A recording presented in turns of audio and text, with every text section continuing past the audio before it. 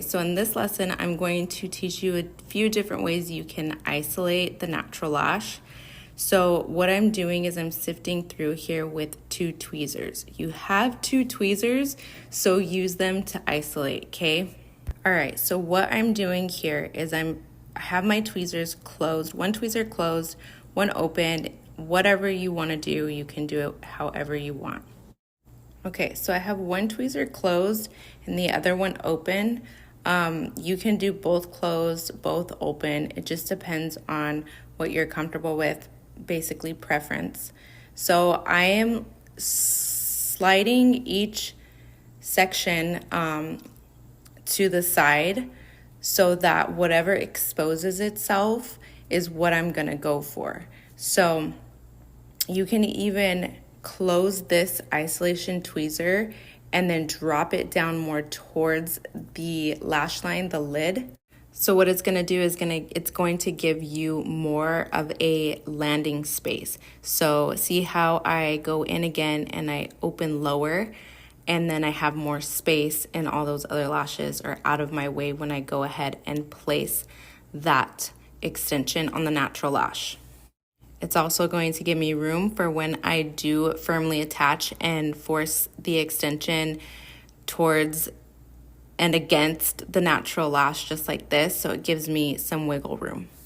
Now, isolation, you should know this by now, is very, very important so that we're not attaching anything to any other neighboring lashes and causing damage. So isolation is super important.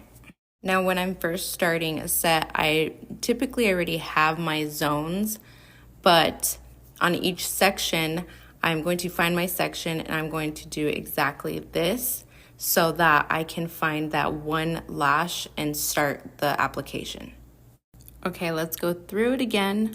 In this clip, I believe I'm on sticking a sticky, and you can tell when you're isolating how the lashes move. If you have a sticky, they kind of move like together. So that's a little tip. If you have some stickies, you can tell, just unstick them so that your client isn't complaining about any like pinchy feeling.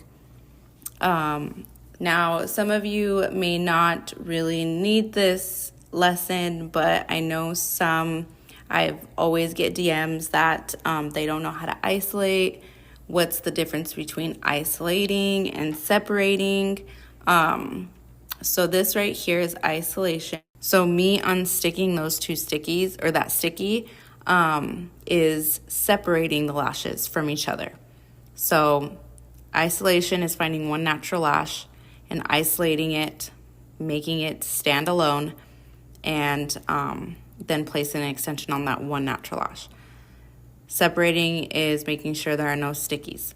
So I go in with closed and then I open up my tweezers when I isolate. So I go in and sift through and I'll open my tweezers, or I'll just continue sifting like this until one natural lash just pops itself out at me, just like this one. And then I go in with my isolation tweezer and then I fully isolate it. So when I'm pinching, because I have to use both hands, I will find my isolated lash. I will find my natural lash that I want to extend. And then I go ahead and grab my extensions, pinch, and then I go back into where I was at with the isolated lash. And most of the time it stays a little isolated, and then I can go back in just like this and re-isolate it just very quickly. But sometimes it doesn't, and that's when using tape comes in very, very handy. But in this lesson, we are just going over using our tweezers to isolate one natural lash for an extension, a classic extension, a mega volume extension, and then I'm creating more space by opening up my tweezers, and then I have more of a landing zone to place my extension on. So, and if you notice, I have the Addy drop on this extension, and it was perfect landing. And I'm firmly attaching. I'm doing circular motions to make sure that my extension is completely attached to that natural lash. Now I'm going in again to find another natural lash. And if I didn't mention this before, this is my husband. So my husband has so many lashes, like baby lashes, that they get in my way. Like literally, it's so much. So because of that, I do lash almost every single lash, and we'll get more into that in adaptive lashing and retention. But I always grab just a small amount of 0.03s and I place it on those baby lashes. And then if you see how I did that with my tweezers, I turned my tweezer, closed my tweezer, and pushed up towards the lid to move it out of the way and expose the natural lash that I actually wanted to go in with and place an extension on. Going back in with my tweezers, I'm going in closed and I'm opening, and I found that extended baby lash, and now I'm going in for another lash apparently, or that one lash that I was trying to extend in the first place. So there she is. And my poor husband, this is why I don't like using gel pads, because I'm not heavy-handed, but girl, these things move and I don't like it. But gel pads have their purpose in my life, but not for bottom taping. So there she is, all extended with a beautiful Mega Volume fan. Now here, I kind of already see the natural lash that I want to get. Sometimes you don't even have to use your tweezers. And I'm just using closed isolation tweezers, and I'm pushing them to the side, which actually moves that one natural lash to the side as well, so without me touching it. So because I can do that, I can go in with my tweezers closed and push those neighboring lashes to the side. It's going to allow me to have all that space to be able to place on the side of that natural lash, and I don't even have to use two tweezers to isolate that one natural lash, because it's kind of isolating itself for me, and all I have to do is push those neighboring lashes to the side.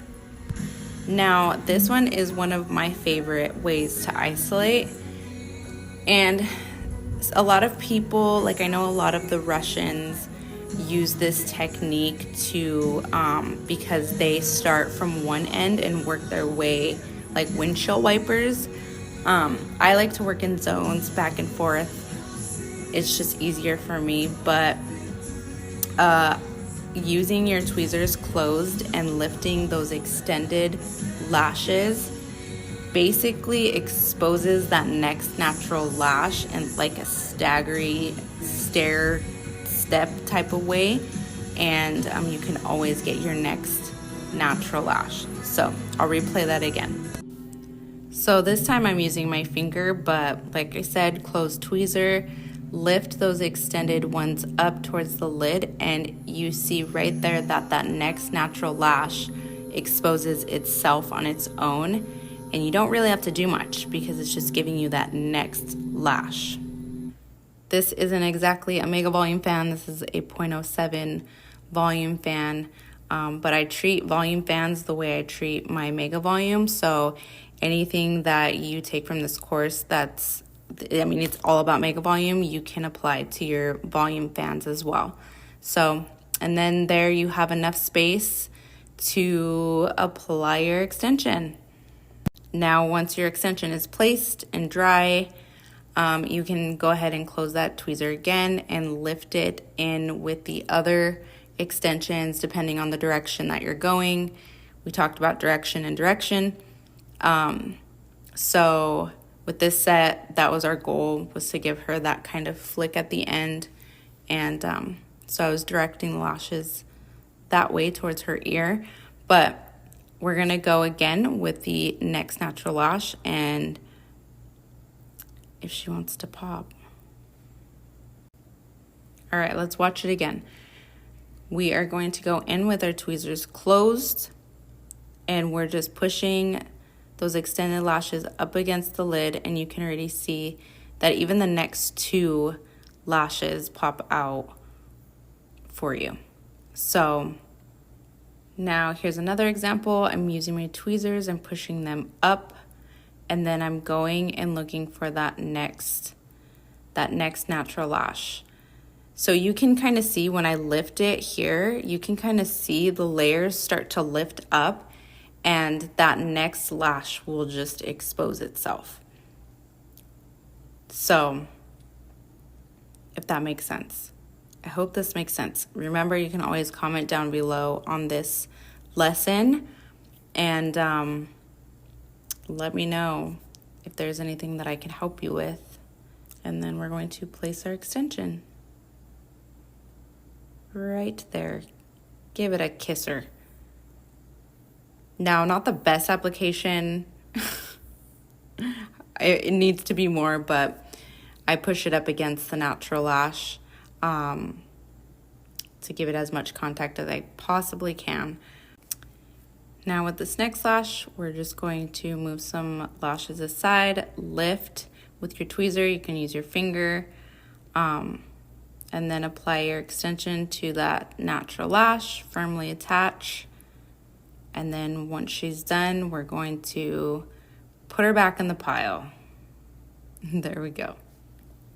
Now this method, this isolation method, is really great because it just already exposes that next natural lash for you. So it's always nice to have that next lash available.